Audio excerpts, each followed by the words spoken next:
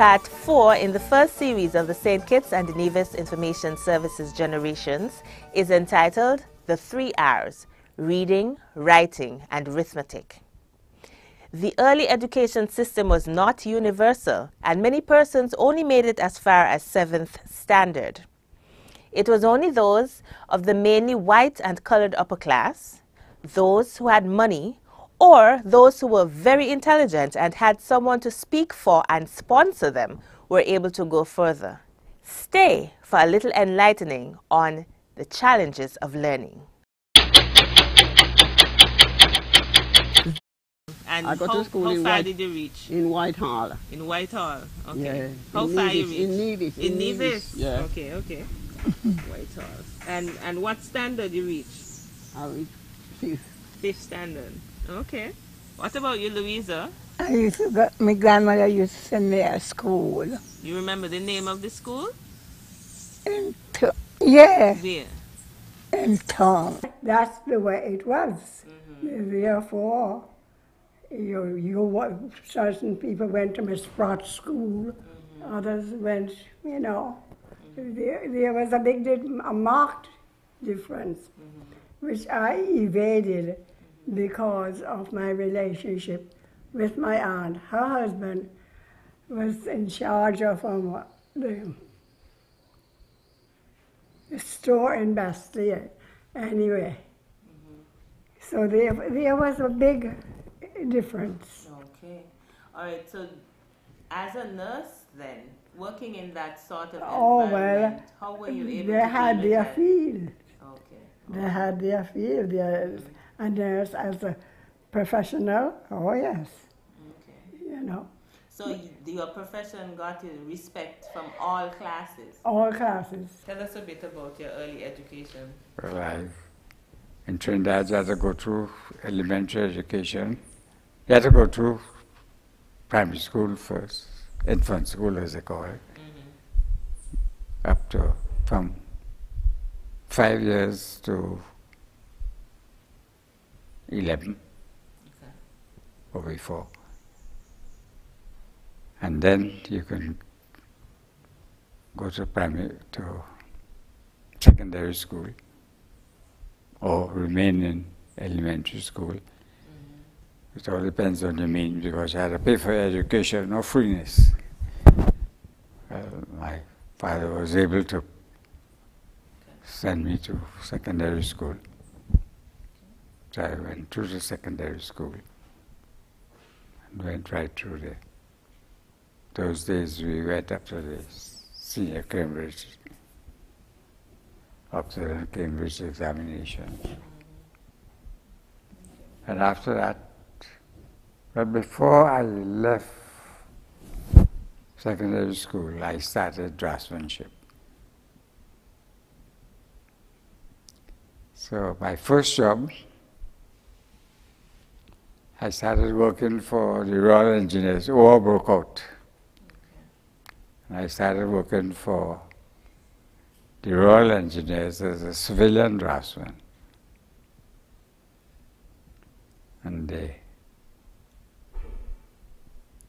man in charge, our Englishman, he was a qualified architect.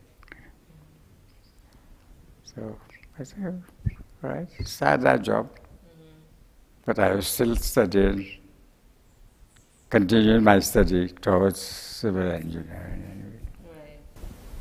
Right. There was the first Miss Thomas, Jane Thomas. She was very strict, but she was the principal, head teacher then, as they call them, and she done a lot for the school, for the area. You had to go to school, and if children did not attend school, the truant officers, the inspector, used to come around and even go to the plantations and see that the children go to school, summon their parents.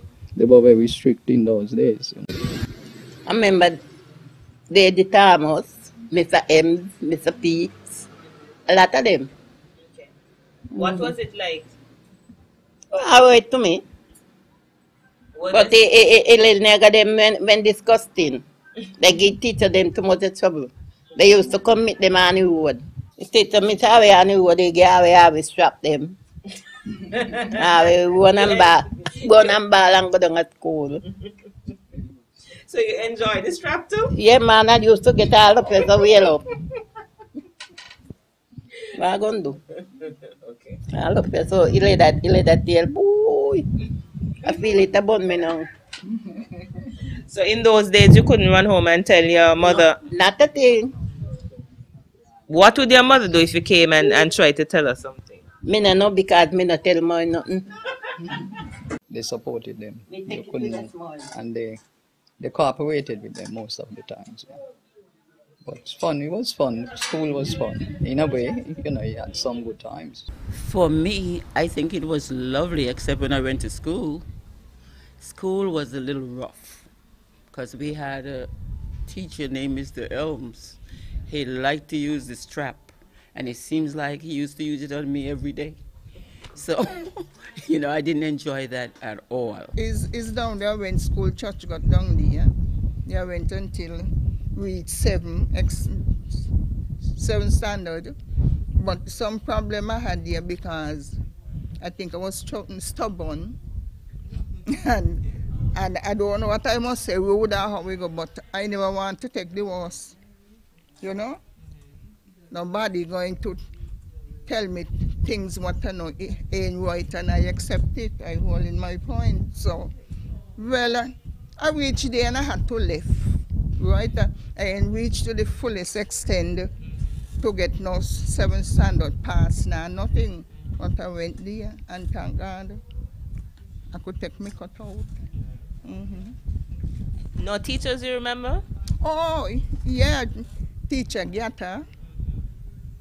Mr. M was the first head teacher, I think. And then Mr. Edwards, we used to call Chatham. Do you agree with Mrs. Grant that Mr. Elms was strict? Of course. And they had a broad, thick leather. You know, Mr. Edwards, he was going on like a crazy man, especially at morning devotion, and so they used to taught us hymns and so, knew every morning is the or something like that. And he used to go bench by bench with the ear. And if you not come up, before I give you a book, man, they give you the leather. Of course, this broad, thick leather. Sure, we used to get licks, man. My God, we used to get licks all over school. Where you go to school, your fingernail dirty, you get the rule across them. If you ain't comb your hair, when they put the pencil through, if you stop, you get blows. The only thing they never beat us for in school in my day was if your foot dirty. Because, you know, we never had no shoes then. It's the only thing you get away with. But the discipline was there. And that's what these young ones lacking now. Discipline. And you could only get that, well, I think you could only get that at home. Tell me about your school days. You remember anything from your school days? Yeah, I remember a lot of things. Tell me. I beg money and things we eat. Okay. I still in school days. We come in school days, we get on good and so, but when we school years, you see, we gang a block in. Come yet, half I do 14. I will get lick.